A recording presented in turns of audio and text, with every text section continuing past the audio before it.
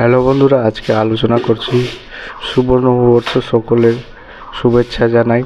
আর আজকে বিশেষ দিনে আপনি হনুমান মন্ত্র সিদ্ধ করতে পারবেন, অর্থাৎ হনুমান সিদ্ধি প্রাপ্ত করতে পারবেন। আজকে অনেকে হনুমান পুজো করে, পয়লা বৈশাখের দিনে অনেকে ঘরে ঘরে হনুমান পুজোও করে, আর শ্রী গণেশেরও পুজো করে, গণেশ ঠাকুরের পুজো করে, হনুমান ঠাকুরেরও পুজো করে। তো আজকে যদি আপনি 108 আহুতি হনুমান মন্ত্রে, যে কোনো মন্ত্রে সোহা লাগিয়ে যদি আপনি 108 আহুতি দেন, তো সেই মন্ত্রটা সিদ্ধ হয়ে যাবে এবং আপনি সিদ্ধি প্রাপ্ত করার সুযোগ পাবেন। তার আগে বলে রাখি, আপনাকে কোনো এক বিশেষ সিদ্ধ পুরুষের শিষ্য হতে হবে। তারপরেই আপনার ভগবান এর সঙ্গে বার্তালাপ, অর্থাৎ কথাবার্তা হবে, এবং সিদ্ধ হলেই কিন্তু কথাবার্তা বলতে লেগে যায়।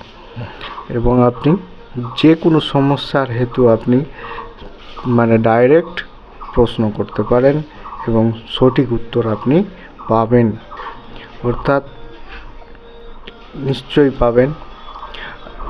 আরেকটা কথা বলে রাখি বন্ধুরা, 108 আহুতি তো দিতেই হবে।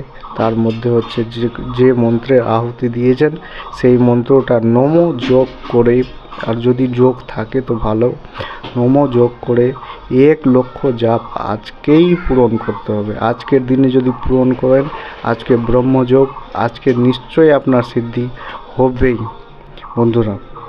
আর আপনি জানেন, হনুমান কৃপা পেলে আপনি যে কোনো কাজ শীঘ্রই হবে। আর শনির 7.5 থেকে বেঁচে থাকবেন। তো গ্রহ দোষ থাকলে সেটাও কাটান যাবে, কেউ কিছু করে থাকলে বিঘ্ন বাধায় সেটাও কাটান যাবে। আর তার ক্ষেত্রেও বলে রাখি, যদি কোনো রকম সমস্যা রয়েছে তাহলে আমার সঙ্গে যোগাযোগ করুন, ফোনের মাধ্যমেও সমাধান হয়।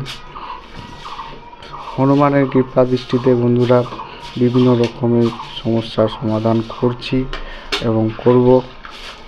যদি আপনার কোনো সমস্যা রয়েছে তো হোয়াটসঅ্যাপও করতে পারেন, এবং আমার সঙ্গে দেখা করতে গেলে ফোন নম্বরে যোগাযোগ করুন।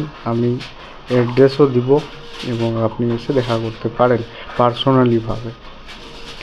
তবে একটা কথা বলে রাখি, আজকে যদি যে মন্ত্রে আপনি সিদ্ধ করবেন সেই মন্ত্রটা 1 লক্ষ জপ আজকেই করতে হবে।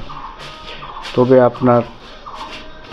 আপনি জপটা কোনো মন্দিরে গিয়েও করতে পারেন, অর্থাৎ যে মন্দিরে পুজো হয় সে মন্দিরের সামনে দাঁড়িয়ে জপ বা সারাদিন জপ করে সেই জাপটা পূরণ করতে হবে। আর যজ্ঞ করার সময় মনে রাখবেন, সংকল্প নিয়ে যজ্ঞ করতে হবে।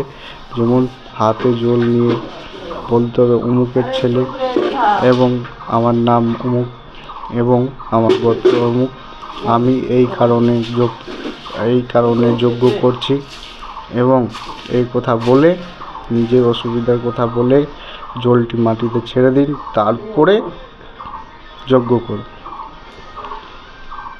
তারপরে আপনার যজ্ঞটা সফল হবে এবং মন্ত্রটা সিদ্ধ হয়ে যাবে। শীঘ্রই আপনি দেবদেবীর সাথে কথা বলতে পারবেন। কিন্তু আপনাকে গুরু রাখতেই হবে বন্ধুরা, কারণ গুরু যদি না রাখেন আপনি পথ প্রদর্শন, অর্থাৎ আপনি নির্দেশ পাবেন না কি কার সাথে কীরকম কথা বলতে হবে, কোন দেবদেবীর সাথে কীভাবে আলাপ আলোচনা করতে হবে, সেই দিকটা আপনি পাবেন না। ধন্যবাদ বন্ধুরা।